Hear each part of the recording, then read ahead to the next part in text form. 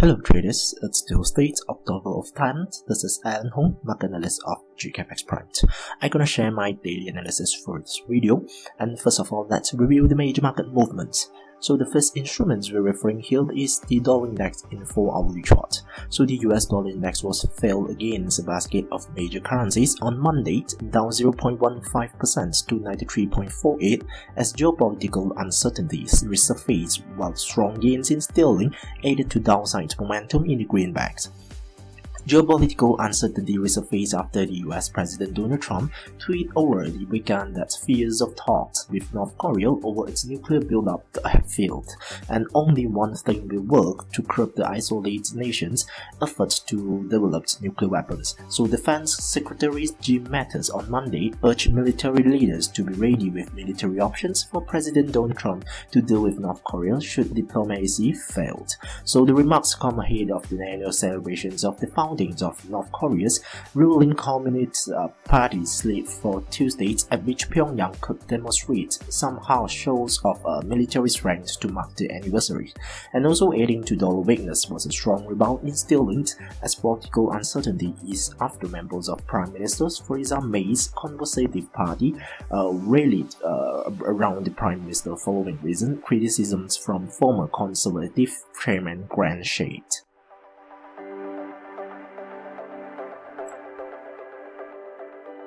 Well, the single currency was little changed at 1.1732 on Monday at 1.1732, just off Friday's 7-week true of 1.1668 amid ongoing political tensions in Spain. So hundreds of thousands of protesters gathered in Catalonia's capital Barcelona over the weekends to protest against the local independence movement.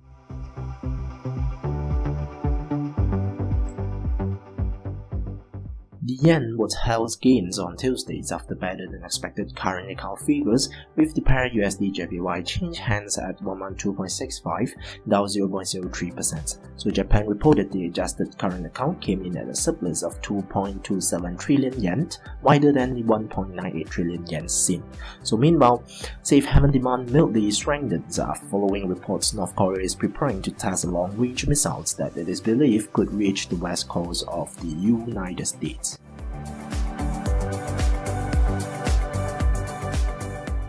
And the sterling has gained on Tuesdays, pulling away from Friday's 4-week low of 1.3027 ahead of a fifth round of Brexit talks between the UK and EU in Brussels this week. So the talks will be taking place amid growing concerns over a possible leadership battle in the UK, following threats by a former Conservative Party chairman claiming the support of 30 lawmakers to topple British Prime Minister Theresa May.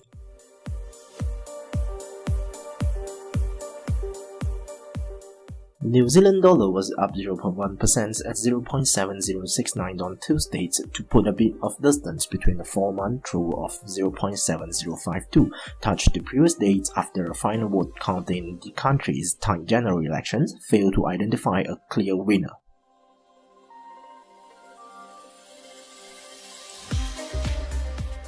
As for commodities markets, gold prices rose on Monday, rose $10.07 or about 0.79% to $1,285.01, supported by a dip in dollar as an uptick in geopolitical uncertainty increased demand for safe haven gold, but growing expectations that the Federal Reserve will hike rates for the third time this year kept gains. So gold made a strong start to the week amid renewed geopolitical uncertainty as President Donald Trump's tweets over the weekend sparked fear that the president is leaning towards military actions against North Korea.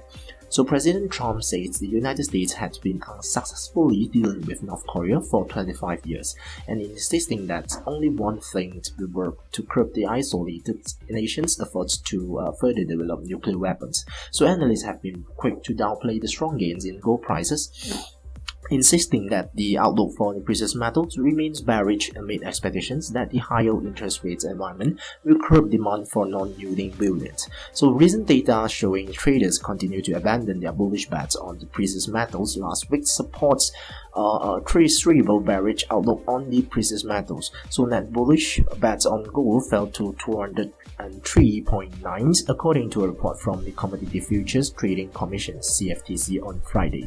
So gold is sensitive incentive to move higher in both bond yields. A rising interest rates environments leave the opportunity cost of holding non-yielding assets such as bullion.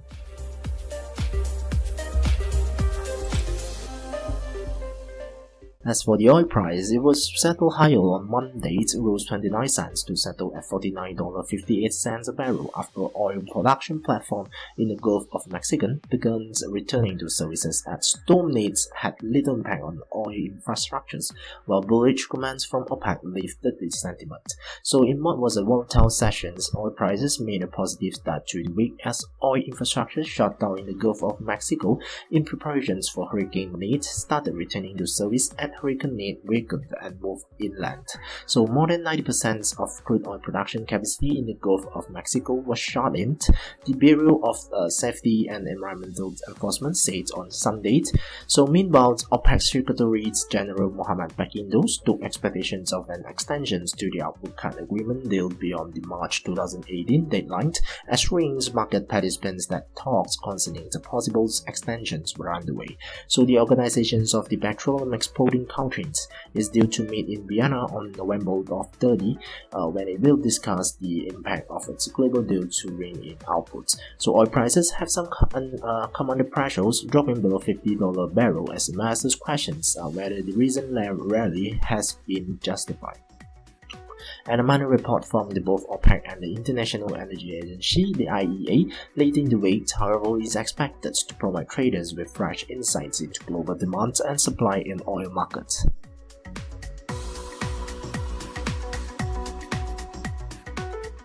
So now let's review the highlighted economic data and events that released on yesterday, Monday, as well as today, Tuesday's highlighted economic data and events.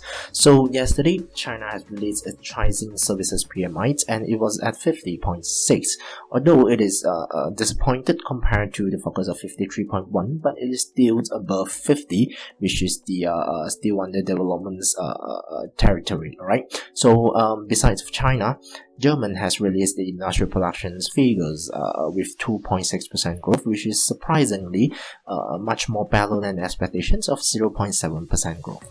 As for today, during the morning session, Japan has released its adjusted current account at 2.27 trillion yen, okay, which is better than the expectations of 1.98 trillion yen, right? So besides of that, Australia has released the business confidence, right, and it was at 7, which is better than expectations of 6.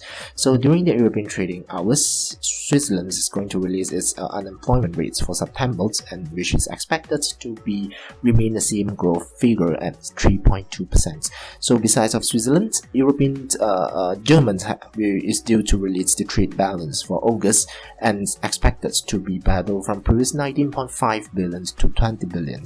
So UK as well is going to release its manufacturing production for August, and which is expected to grow slower than the previous with only 0.2% growth. So during the late night trading sessions, during American trading hours, so Canada will release its housing data, including the housing starts for September as well as the building permits for August.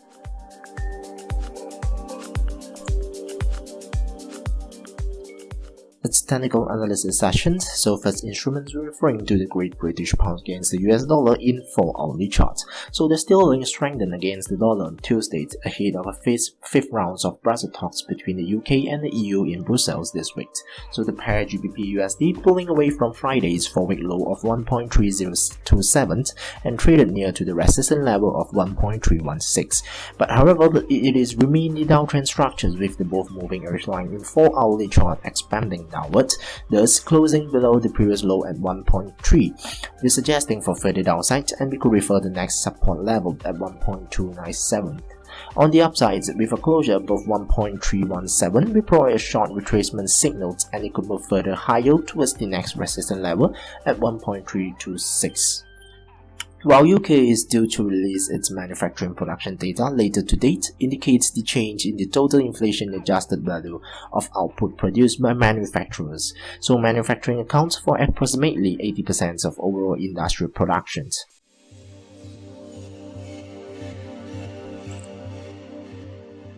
The single currency was later changed on Monday, just a Friday's 7-week through, amid ongoing political tensions in Spain, so the paired EUR-USD trying to close above the resistance level of 1.177. So closing higher than this level could provide a short retracement signal, and it could move further higher towards the next resistance level at 1.183. But however, the pair remains traded in a downtrend structures, thus closing below the previous low at 1.166 will open up a door for further bearish, and we could refer the next support level at 1.16. German's trade balance is due to release later today during the EU trading hours, which could bring further clue to the pair.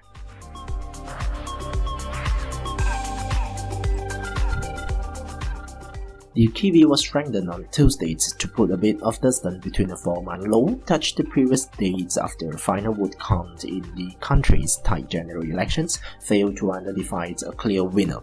So however, the NZD-USD pair remained low and traded near to the support level at 0.705. So closing lower than this level could open up a door for further bearish and continue its downtrend, and the next support level can be seen at 0.698. On the upside, we could refer to 0.714 as its first resistance levels.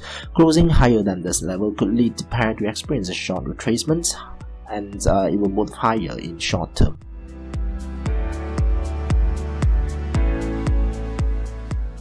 The Aussie was rejected by the Fibonacci retracement level of 50 at 0.772, so in the trend direction shifting is free holds, and currently traded a tad below the resistance level of 0.781, so closing below this level could bring further upside to the pair and expected to surge towards the next resistance level at 0.793. Otherwise, with a closure below the Fibonacci retracement level of 50 could provide a signal to shifting trend directions, so thus it could drop further towards the next support level at 0.764.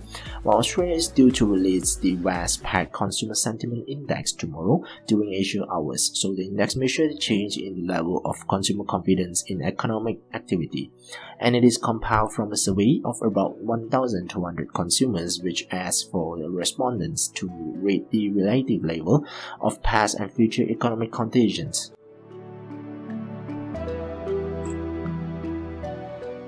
The safe haven Japanese yen held gains on Tuesday after better than expected current account figures. Meanwhile, safe haven demand mildly strengthens following reports North Korea is preparing to test a long-range missile that is believed could reach the west coast of the United States. So looking into USD JPY charts, the pair remain traded in the high regions near to the previous high at 113.4, and it remains its uptrend structures. So with a closure higher than 113.4 could bring further upside to the pair and expected to surge towards the next resistance level at 114.4. On the downside, the nearest support level can be seen at 111.9.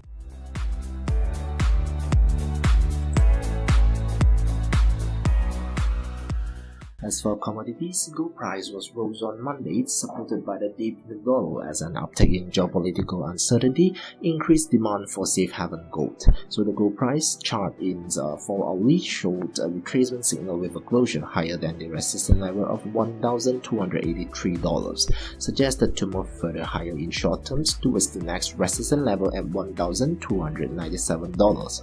So on the downside, only with a closure below $1,260 will open up a door for further bearish, and we could refer the next support level at $1,233 a troy ounce.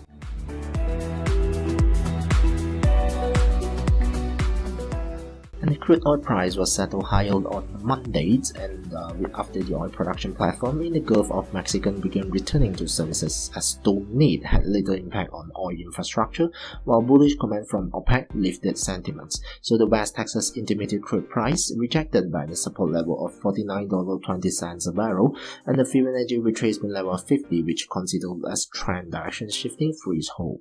So closing below this level could provide signals to shifting trend directions become downtrend and expected to drop further towards the next support level at $48.40 a barrel.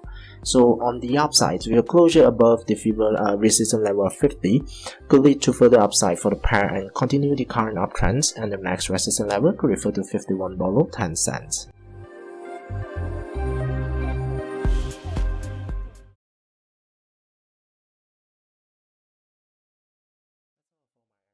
To date, please don't forget to subscribe to our YouTube channel by clicking the GKFXPrime logo on the screens in order to follow our updated analysis and education video. Thank you for watching.